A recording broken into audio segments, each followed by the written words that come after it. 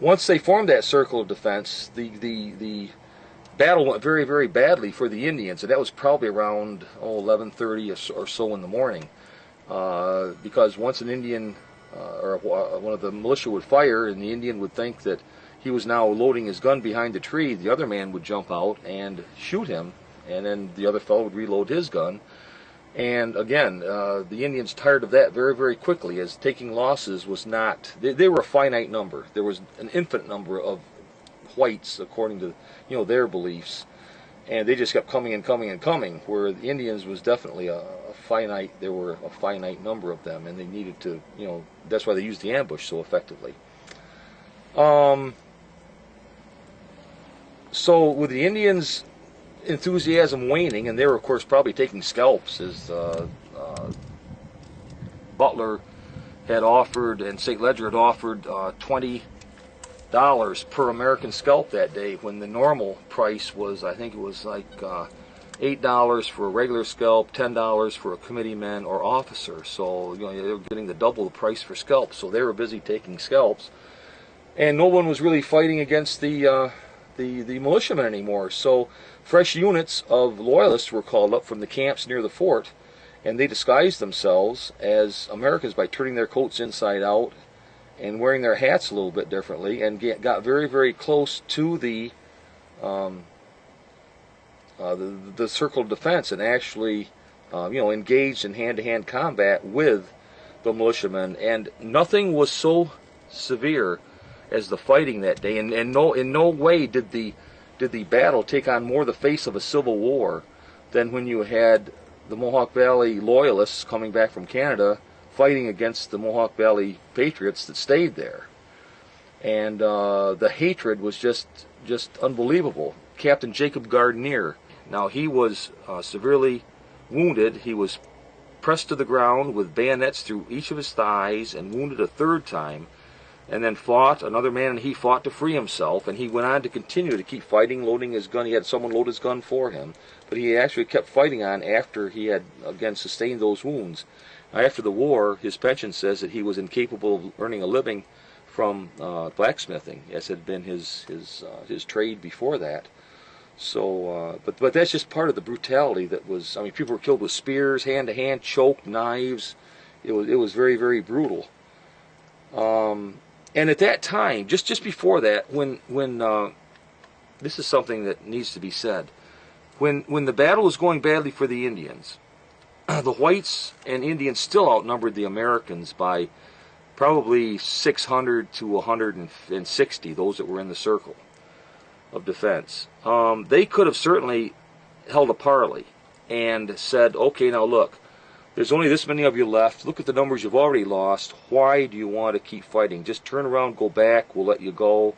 But no, Sir John Johnson got this diabolical plan of total annihilation, which was, again, bringing the new units, fresh units from the of loyalists from the camps near the fort.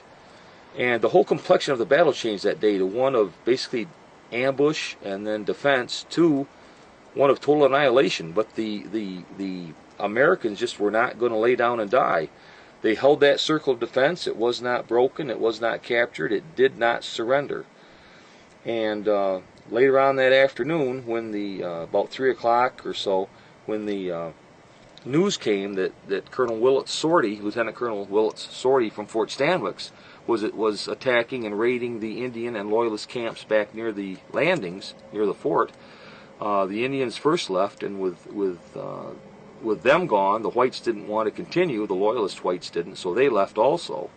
And the Americans were left in possession of the field. And by 18th century standards, he who held the field at the end of a conflict was considered the victor. Now, it was a very hollow victory with a number of casualties that were sustained that day.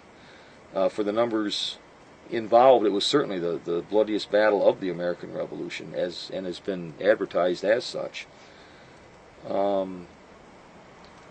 But there's one thing to remember, and that's I've kind of nicknamed this battle the manifestation of the American spirit.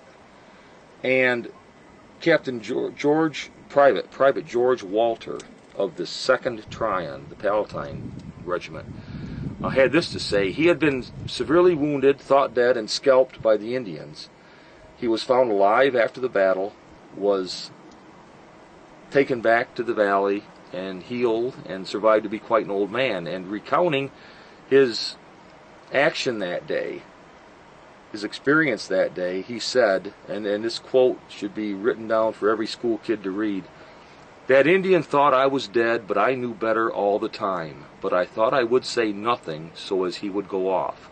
In other words, he had allowed himself to be scalped, being conscious, then to make a movement or a sound and be found out to be alive and then killed for sure.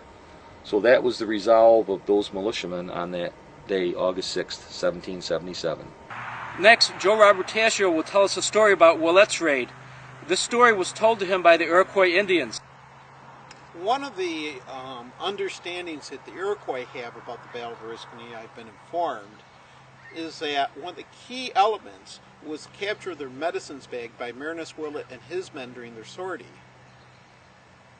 With the capture of the medicine bags, the warriors lost their essence, their strength, their fighting ability.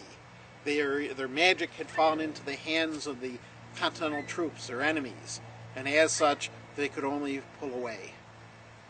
Coming up next, Joe Robertasio explains some reasons for the defensive circle's power. Two brigade-level commanders, one on the American and one on the Crown forces, who left accounts of the battlefield and the environment of the battlefield.